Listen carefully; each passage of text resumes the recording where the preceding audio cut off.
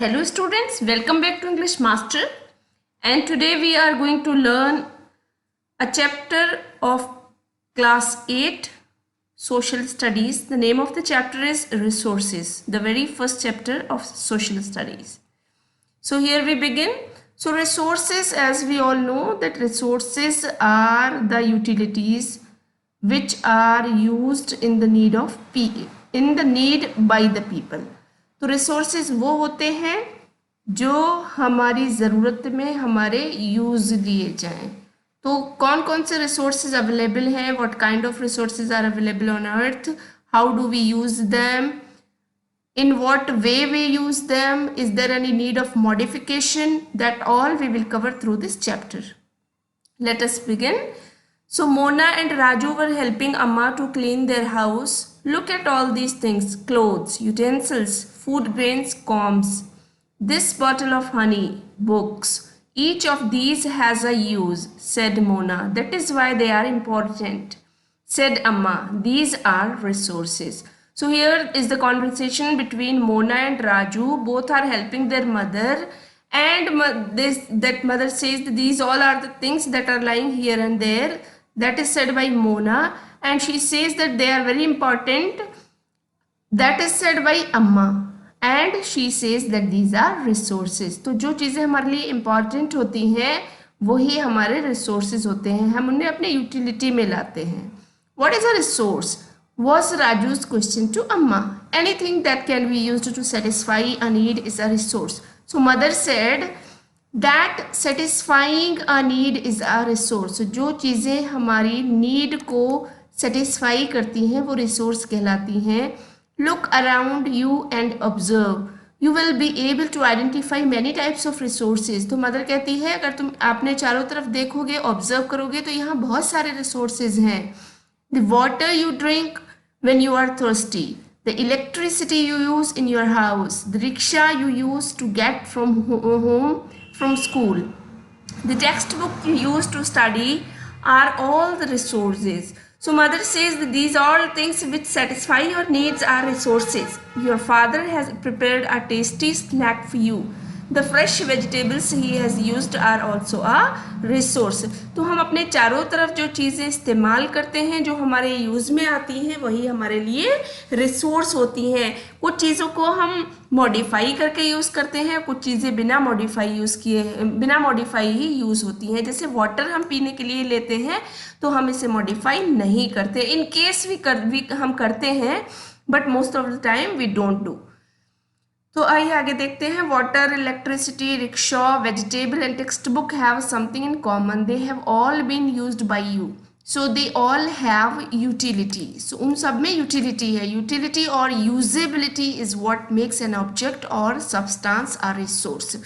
तो हर चीज़ हर किसी के यूज़ में नहीं आती, बट जिसके यूज़ में आती है, जो उसको यूटिलाइज करता है, वही उसके लिए एक रिसोर्स बन जाती है. So this way we can find out that utility is different for everybody. Like a book can be a utility for a student but not for a cook. So this is how on the basis of our utility the things which we used are known as resources. जो चीज़ें हम अपने इस्तेमाल में लाते हैं वही हमारे लिए रिसोर्स कहलाती हैं. How does something become a resource? कोई चीज़ रिसोर्स कैसे बन जाती है? Raju now wanted to know. Amma told the children the things become resources only when they have a value. Its use or utility gives it a value. All resources have some value, said Amma. तो उसने mother ने बताया कि हर चीज़ की अपनी एक value होती है, जिसकी जो वैल्यू होती है उसी के बेसिस पे वो रिसोर्स बन जाता है. जैसे वाटर की वैल्यू क्या है? It quenches our thirst. अगर हम प्यास लगी हो, अगर पानी ना मिले तो कुछ भी उसको सब्सटीट्यूट नहीं कर सकता. तो वाटर की अपनी वैल्यू कब समझ में आती है? जब वो हमारे लिए एक नेसेसरी रिसोर्स बनता है, जब हमें उसकी बेसिक नीड होती है. Value means worth. Some resources have economic value, some do not. For example, metals may have an economic value, a beautiful landscape may not. But both are important and satisfy human needs. तो यहाँ उसने दो example लिए हैं। Metal, जैसे आप gold ले लो, अगर आपने खरीदा है, आप उसको यूज करते हैं, later on when you want to sell it out, it will give you money, so it is related to economy. But the landscape which you will hang in your room will look beautiful but it may not satisfy the need of economy. तो इस तरह से उसने example दिया है कि सबकी अपनी अपनी वैल्यू होती है, लेकिन सबकी इकोनॉमिक वैल्यू नहीं होती। कुछ चीज़ें हमारी सिर्फ ह्यूमन नीड्स को ही सेटिस्फाई करती हैं और इम्पॉर्टेंट भी होती हैं। Some resources can become economically valuable with time. Your grandmother's home remedies have no commercial value today. Like when we are sick, we find some granny's home remedies, we go to the kitchen rushing and we find them and we use them. तो writer यह कहते हैं कि वो resources जो है वो हमारे लिए इकोनॉमिक वैल्यू नहीं रखते हैं क्योंकि वो हमें फ्री में किचन में अवेलेबल है। But if they are patented and sold by a medical firm tomorrow, they could become economically valuable. लेकिन अगर इन्हीं होम रेमेडीज को हम दुकान में ले जाकर सेल आउट कर दें, मेडिकल स्टोर पे रख के सेल आउट कर दें, तो ये इसकी क्या वैल्यू हो जाती है, इकोनॉमिकल वैल्यू हो जाती है। That means we will be able to get in return some amount of money.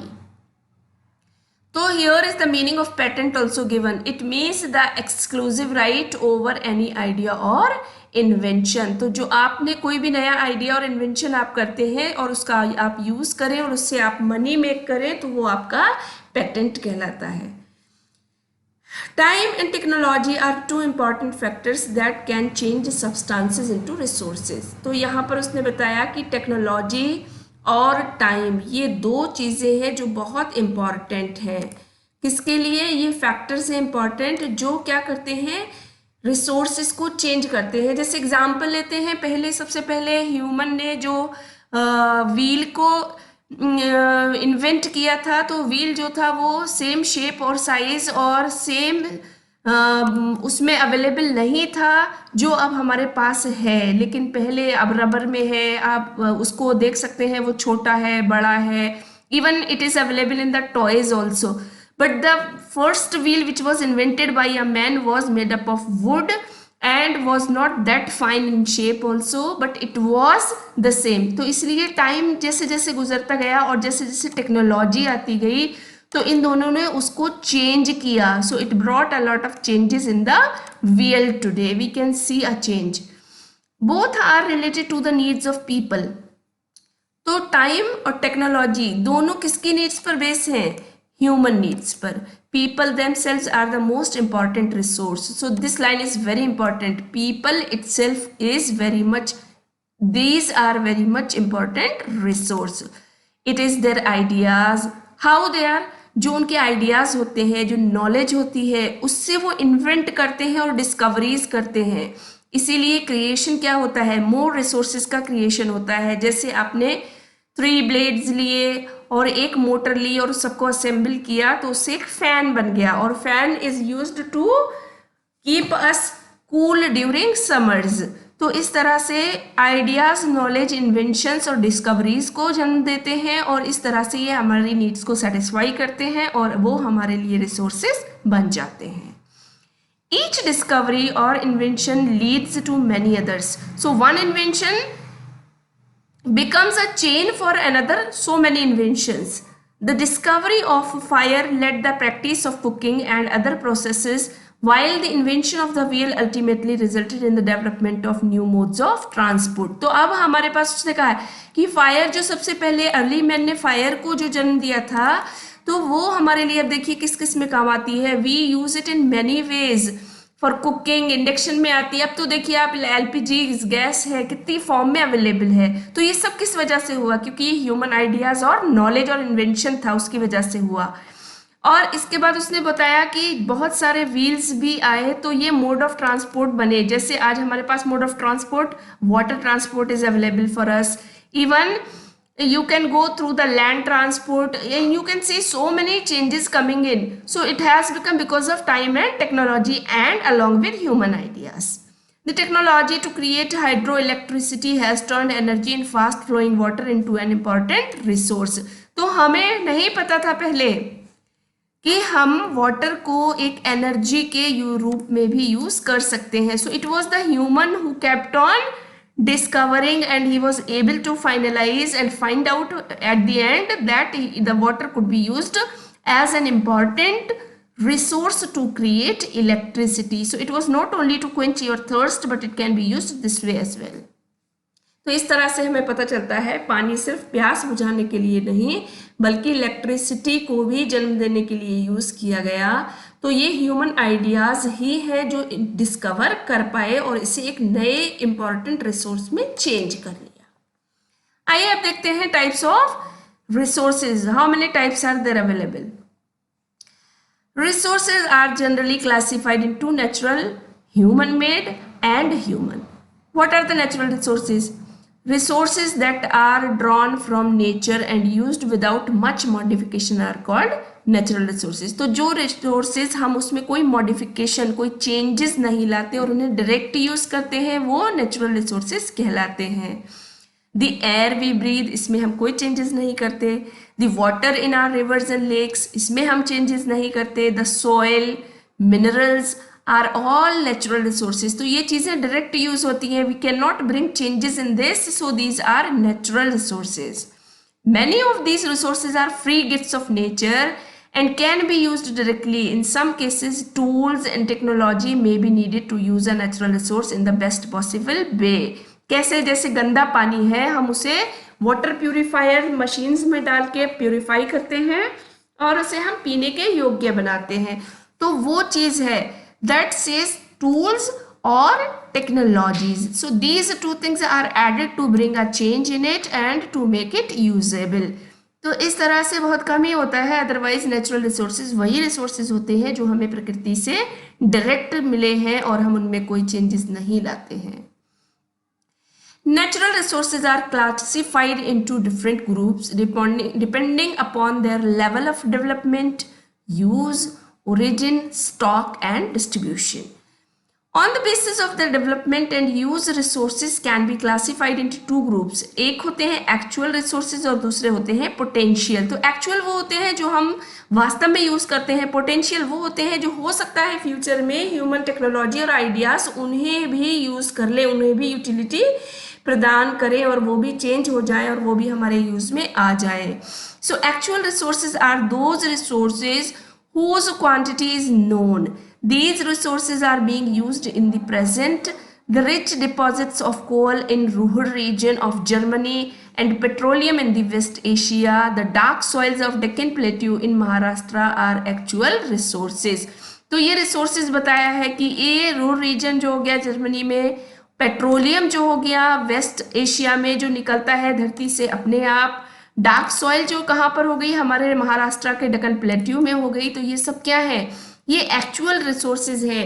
That means they are available through the God. It is gifted by the God and they are gifted by the nature and they are actual. You cannot bring changes in them and they are always available over there. तो तेल हो गया जमीन में जिस तरह से पानी होता है, और ये रूरल रीजन में कोल हो गया, और ये डार्क सॉइल हो गई जो डेक्कन प्लेट्यू पे महाराष्ट्र में. तो ये सब किसके एग्जाम्पल है?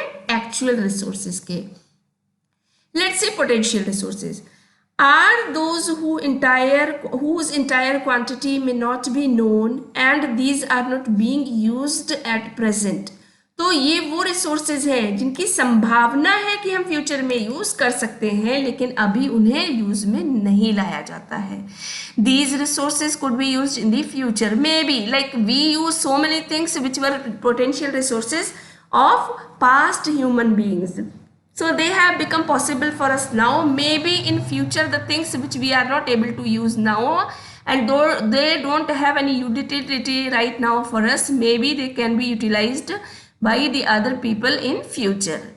So the level of technology we have at present may not be advanced enough to easily utilize these resources. तो जो हमारी अभी टेक्नोलॉजी है तो शायद हमारे पास अभी इतनी एडवांस नहीं है कि जो चीज़ें रह गई हैं और हम उन्हें यूटिलाइज नहीं कर पा रहे हैं. तो हो सकता है वो फ्यूचर में यूटिलिटी उनकी हो जाए.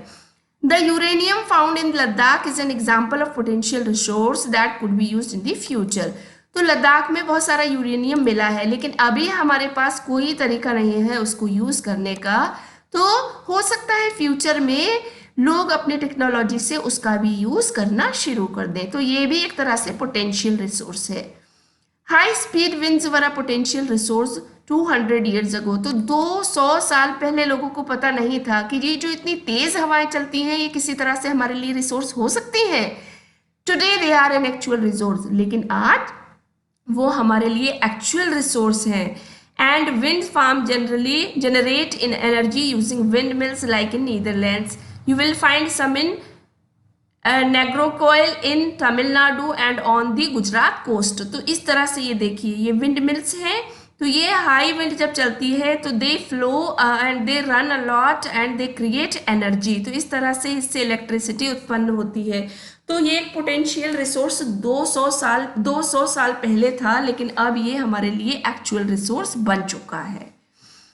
Based on their origin resources can be abiotic और बायोटिक, तो ओरिजिन के अकॉर्डिंग वो अबायोटिक भी हो सकते हैं और बायोटिक भी हो सकते हैं। अबायोटिक क्या होते हैं? रिसोर्सेज आर नॉन लिविंग, तो जितने भी जैसे रॉक हो गई, सॉइल हो गई, वाटर हो गई, ये सब क्या है? ये नॉन लिविंग्स हैं, तो ये क्या कहलाते हैं? Abiotic. While biotic resources are living, जिनमें जान रहती है।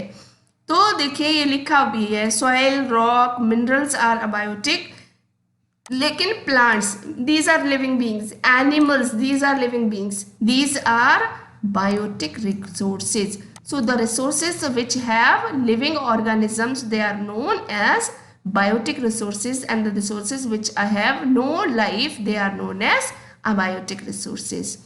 So we will cover till here, students. In part 2 we will be covering the remaining part of the chapter. I hope you liked the video. Do not forget to subscribe the channel and hit the like button to get updated. Stay connected. Bye bye.